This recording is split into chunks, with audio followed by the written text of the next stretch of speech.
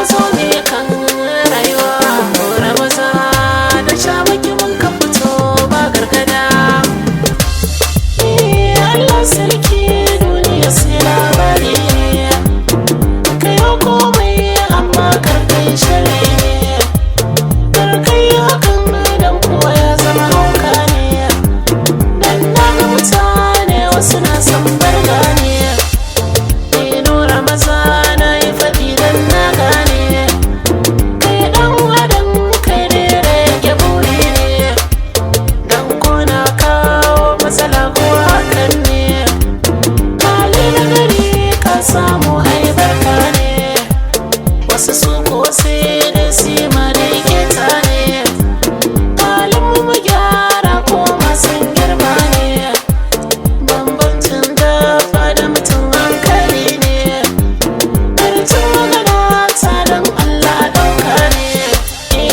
Ku duba sauyin rayuwa, da uwa lallai sai da ruwa. Kana ina ne ɗan uwa, ɗan adam yana da kaguwa. A gida a can mu da uwa, mu rike takarmi rabuwa. Mahaifiya sa nutsuwa, da na tuno wai uwa, guri na ke ce garkuwa. Karmi ya boyin tawa, tana da girma kuwa, da share kwallawa.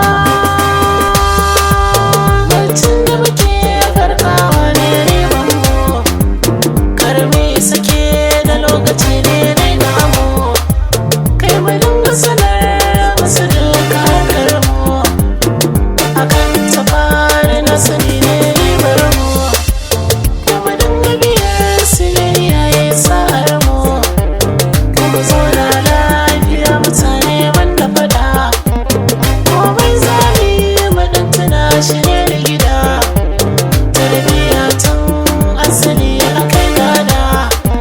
Shamaki ka zo ka fada musu kata abokina.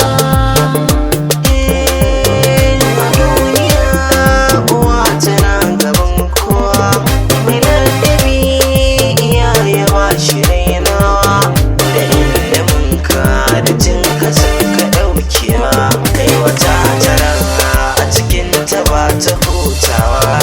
Mahaifiya a kai da ke madafar kowa, ai addu'ar da kuke ta ba wai ba, tana gayan kare in je wanda ban kai ba, yau gashi na san